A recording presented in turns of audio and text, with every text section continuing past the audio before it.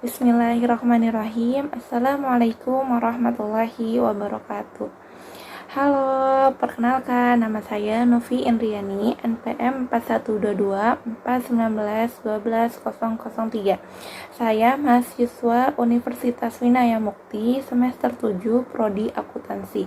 Di sini saya akan mempresentasikan hasil dari laporan magang selama 4 bulan di kantor akuntan publik Mansur Arifin Suharyono dan rekan.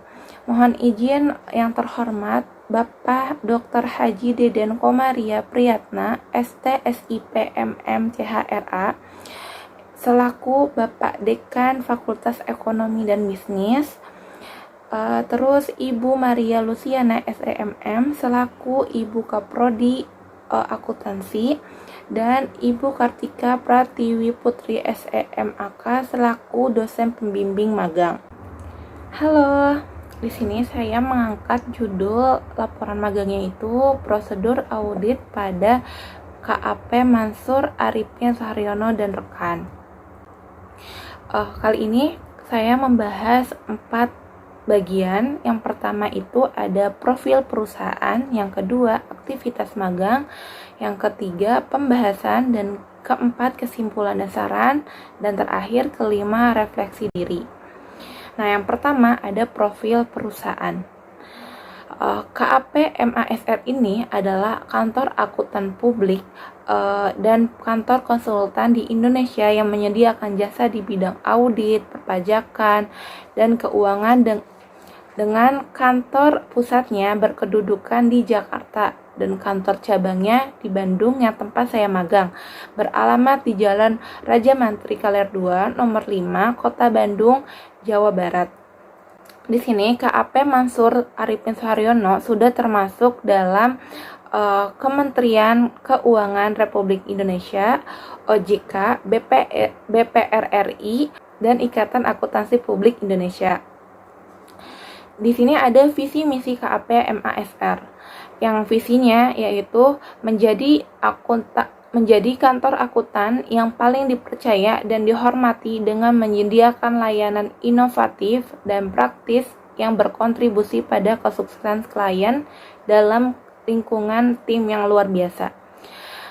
Yang ada juga misi KAP MASR ini, yang pertama itu ada keaslian atau autentik, yaitu bersikap tulus dalam semua hubungan baik pribadi maupun profesional sambil mengembangkan kepercayaan. Yang kedua, ada integritas, yaitu untuk percaya pada ketelitian dan beroperasi dengan rasa hormat dan kejujuran sambil secara konsisten menghasilkan pekerjaan yang berkualitas. Yang ketiga, ada jaringan atau network. Bangun jaringan global untuk menciptakan lingkungan tim yang luar biasa. Selanjutnya ada struktur perusahaan. Di sini manajer partnernya yaitu ada Pak Tubagus Mansur. Gus Mansur ini memiliki 4 partner. Yang pertama itu ada Pak Oyan Suharyono. Nah, di sini yang memegang cabang Bandung. Di tempat saya magang, yaitu ada strukturnya itu ada manajer dan supervisor. Ada juga auditor senior dan auditor junior. Bab yang kedua yaitu aktivitas magang. Kita sudah masuk ke aktivitas magang. Aktivitas magang ini dilaksanakan selama 4 bulan, dimulai dari tanggal 2 November 2022 sampai 17 Februari 2023. Hari kerjanya itu dari hari Senin sampai hari Jumat dengan jam kerjanya dari jam 9 sampai jam 5 sore. Beberapa ada dokumentasi saya dengan teman-teman saya selama magang ini. Dalam kegiatan magang ini, saya pribadi mengerjakan beberapa pekerjaan auditor junior, yaitu ada 4 pekerjaan. Yang pertama itu merapikan bukti audit, yang kedua membuat analytical review final, yang ketiga membuat kertas kerja pemeriksaan atau sering disebutnya itu KKP, yang keempat menyusun aplikasi atlas. Yang pertama Dokumen pendukung. Dokumen pendukung ini yang diperoleh oleh auditor melalui permintaan, keterangan, pengamatan, inspeksi, dan pemeriksaan fisik.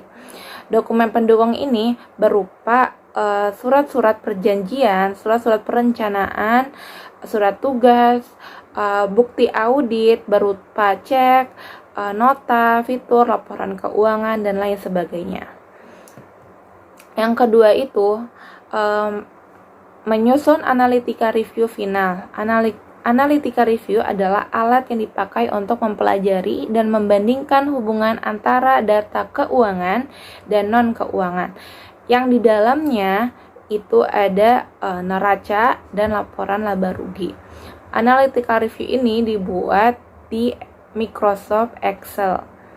Bertujuan untuk membandingkan laporan keuangan tahun sebelumnya dan tahun yang akan diaudit. Yang ketiga, membuat kertas kerja pemeriksaan. Kertas kerja pemeriksaan ini adalah catatan yang disimpan oleh auditor dan prosedur yang diterapkan, informasi yang diperoleh, dan kesimpulan yang berhubungan yang dicapai dalam perjanjian. KKP ini dikumpulkan menjadi satu atau bukti-bukti audit yang sudah dikumpulkan sebelumnya pada saat melaksanakan audit akan dijadikan satu dalam dokumen, yaitu KKP, atau dalam laporan keuangannya akan diperiksa setiap akun per akunnya. Terus ada yang keempat. Keempat ini menyusun aplikasi Atlas. Ini tahap terakhir dalam proses audit pemberkasannya, yaitu aplikasi Atlas adalah aplikasi dalam bentuk Microsoft Excel yang merupakan rancangan dari Pusat Pembinaan Profesi Keuangan atau PPPK yang bekerja sama dengan IAPI, Ikatan Akuntan Publik Indonesia, yang bertujuan untuk memudahkan para auditor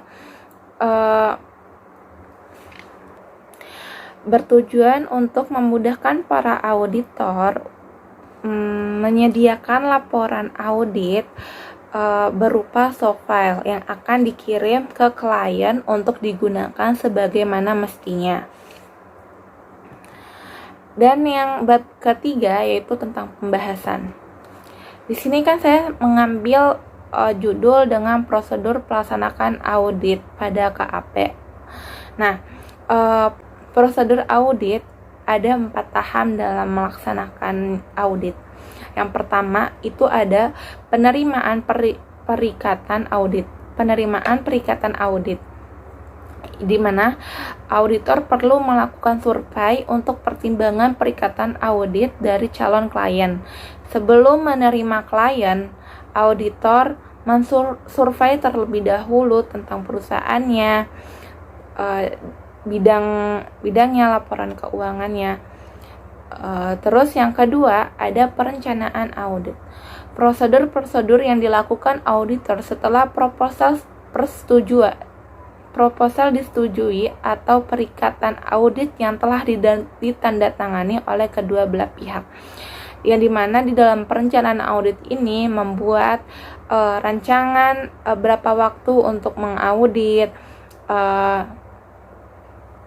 menyediakan tim audit, dan yang ketiga pelaksanaan pengujian audit untuk memperoleh keyakinan atas suatu evidence atau bukti audit yang berhasil dikumpulkan dan dievaluasi tentang kewajaran laporan keuangannya dan pengungkapan laporan keuangan yang disajikan oleh manajemen. Melaksanakan pengujian audit ini dilaksanakan sesuai dengan timeline yang sudah direncanakan. Melaksanakan pengujian audit, auditor mengecek semua bukti-bukti audit yang ada dalam perusahaan tersebut. Dan keempat, tahap terakhir dari prosedur audit itu pelaporan hasil audit. Laporan audit merupakan hasil akhir dari proses audit yang berisi pernyataan pendapat auditor mengenai kewajaran laporan keuangan yang diaudit.